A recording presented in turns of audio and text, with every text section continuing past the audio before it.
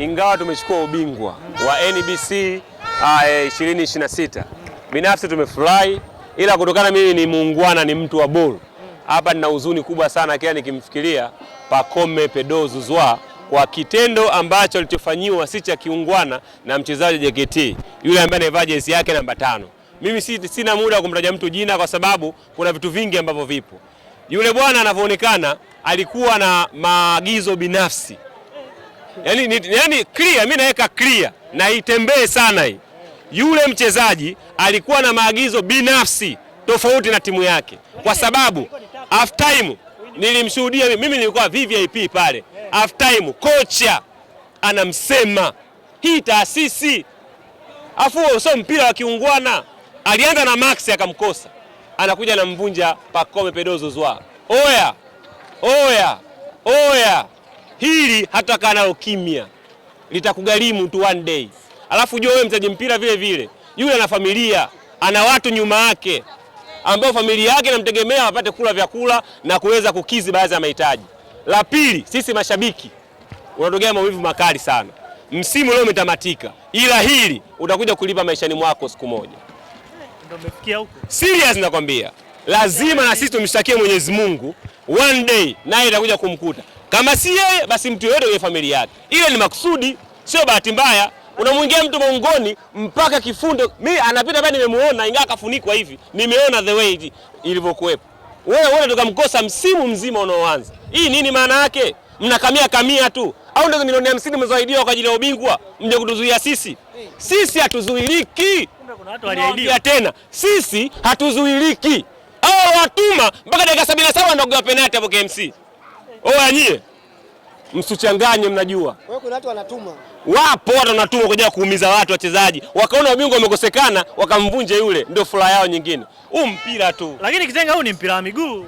Ndio lazima afike. Nisikilize brother. Hawezi chukua tu mpira. Nisikilize, kuna aina ya kufika. Sio umenielewa vizuri? Yule alifanya ile faulo yake. Kama utaenda kuangalia tena Azam TV marudio. Yule alikuja akairudia kwa makusudi tena kwa kuongezea lile eneo. Ona kumtoa mtu. Oya. Sawa tuzungumzie ubingwa basi. Mbali na huyo sasa. Cheka kwanza. Endelee. Bwana, cha kwanza kabisa leo siku zote ndio tunawaambia kitu kimoja. Yanga inapohitaji jambo lake hakuna mtu yote ambaye anaweza kutuzuia. Cha kwanza kabisa ni upongeze uongozi kwa kurudi kwenye jumba letu la maajabu. Leo jumba la maajabu limeweza kuzalisha goli zipatazo ngapi? 3.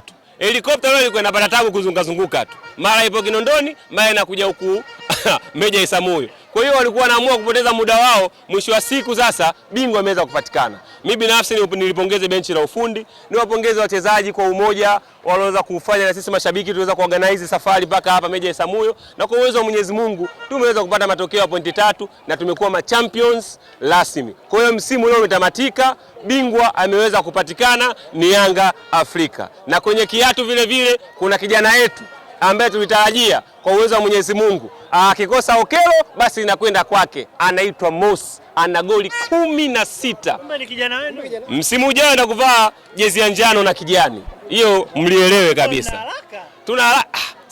Sisi kizuri tunapita nacho, vibovu tunaachia makolo. Kwa hiyo kizuri siku zote lazima tupite nacho. Kwa hiyo nadhani niwapongeze sana mashabiki kwa umoja tuweza kuuonyesha, na hii haishii hapa. Nadhani uongozi wetu unaandaa paredi la kimataifa. Kwa mara ya kwanza paredi la Yanga linakwenda kufanyika kwenye yachi baharini. Hiyo nawapa kwa mara ya kwanza tokea ligi ya Tanzania iumbwe. Paredi la Yanga linakwenda kufanyika kwenye yachi baharini. Mashabiki pamoja na viongozi wa matawi tutaungana kwa pamoja, kutakuwa na yachi kama 100 200 fulani hivi kwa ajili ya kwenda kucelebrate ubingwa na raha yake wanangu.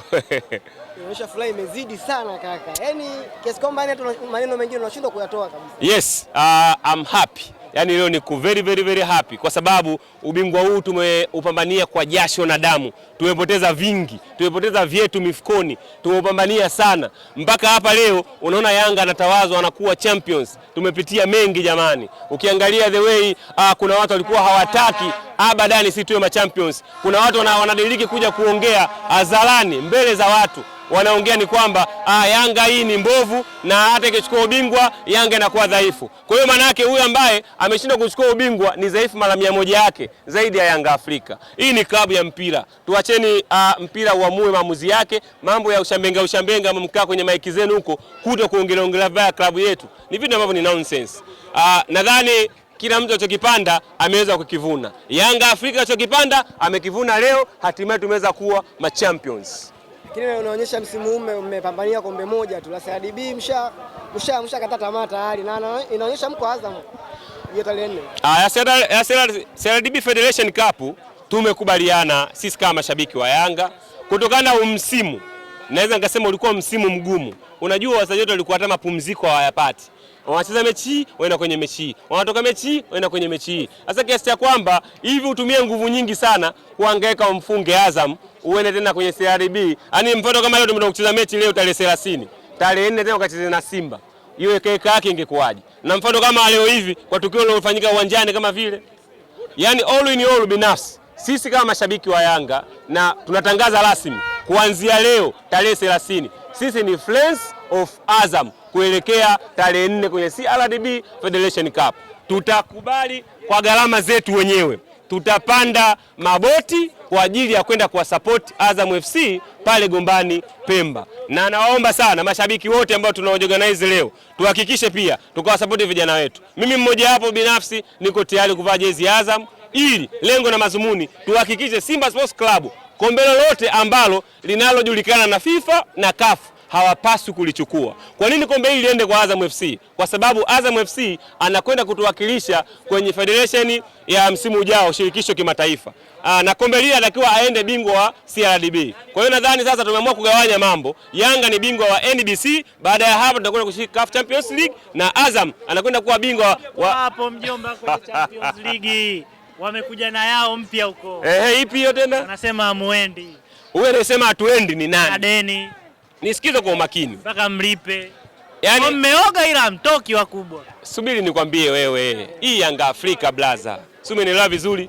Barani Afrika na Afrika Mashariki na Kati.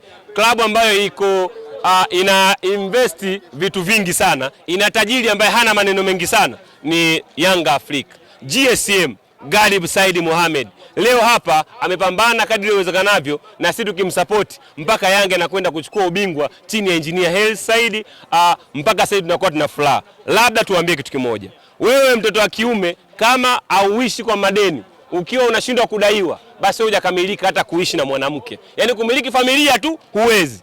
Kwa hiyo sioni kama kuna shida ya Yanga kudaiwa. Hayo madeni nina imani kabisa. Nadhani leo msimu umetamatika, uongozi unakaa vikao vyao, unakwenda kuchakata kipi bora, kipi hakijakaa sawa, na haya madeni tunakwenda kulipa na hakuna session yoyote. Ila mimi binafsi sijaona hiyo taarifa kwamba Yanga tunadaiwa madeni hayo ambao klabu yetu imeshindwa kutuonyesha hadharani jamani sisi tunadaiwa. Lakini naona kabisa mambo ya ndani ya uongozi wetu tuachie viongozi. Sisi mashabiki kazi yetu ni kushangilia timu yetu na kuzomea timu pinzani, lengo na mazumuni tuweze kupata pointi 3.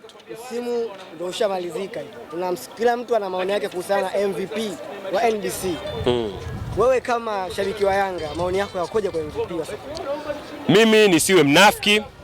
White inabaki kuwa white, black inabaki kuwa black. Mimi binafsi kama ningekuwa natoa tuzo ya MVP nampa Faisal Salum Feilasuf. Ana deserve kuwa MVP wa ligi hii kwa sababu numbers zake zinaonyesha uwezo wake mkubwa ambao mpaka dakika hii amehusika kwenye timu yake na magoli yapatayo 23. Mimi nadhani MVP anastahili kuwa Faisal Salum. Na kiungo bora wa msimu nampelekea Alan Okello, star boy from Uganda. Zenga, tuzungumzie mpira sasa. Tuende kwenye football. Kwenye football sasa tutoe ubingwa wako tuzungumzie football. Swala la Yanga na jumba jeupe unadhani ni sawa kwa mpira wetu? Tusikilizane kwa umakini. Mpira wa Afrika una vitu vingi. Na sisi tumejifunza kutokana na makosa mengi ambayo tuliofanyiwa na tuliweza kufanyiwa kutokana na mataifa mengine na hapa ndani ya nchi ya Tanzania. Unakumbuka tukio la Afrika Kusini zidi ya Mamelodi Sundowns? Tulizulumiwa goli letu na goli lilikuwa clear kabisa, halali. Ule ndo mpira wa Afrika. Sisi Tanzania hii tuna tamaduni zetu. Simba na Yanga tunajuana. Sisi ni kulwa na doto. Mimi nikitaka yule nimzuie asinisumbue kupiga step moja kuna nyingine, mimi najua yule nitampata wapi. Kuna mazingira ya madawa kwenye vyumba vya kubadilishia nguo. Haya alimkuta Azamu Arusha. Ase wewe sawa, hiyo bodi ya ligi ipo. Hivi mfano tumekubali kwenye chumba cha kubadilishia nguo, limetukuta. Tumepasuka hapa na nani JKT Tanzania, tumeukosa ubingwa, kisa na mkasa tunaogopa. Bwana Dodoma pia wanafunga. Dodoma aliwekea bana. No. Dodoma ilikuwa football tafu, imeonekana mpira uko uwanjani, lakini mechi ya leo sisi tumeingia kwa jumba la maajabu kwa sababu tulikuwa na tahadhari. Siku mbili nyuma hapa walikuwa Simbilisi hapa kwenye uwanja zidi ya Singida Black Stars. Wale wametoka hapa Singida wamepigwa goli 2, wakatuambia kaka zetu sisi tulivyoingia kubadilishia nguo kulikuwa na 1 2 3 4 5 6. Familia nyinyi. Wewe hilo ulijui? Kwa nini nakwambia Mosi anakuja huku kwani kuna nini? Hii kile mnakataanaga. Sisi tutabaki kwa familia kwa sababu sisi wote tunashiriki ligi moja. Kwa hiyo familia yetu ya kwanza kabisa Simba Sports Club. Hiyo ndio familia yetu namba 1 kabisa. Wewe ndio wanetu kweli kweli. Tukikutana nao naamua wenyewe tu kutugea pointi 3 kutugea pointi 1. Leo mpaka sisi tunakuwa Champions League. Alotokea ubingwa huu si mwingine, tumpongeze Simba Sports Club. Yeye ndio akatufanya tumekuwa champions. Tunatuna mwanzo mwisho. Asante sana.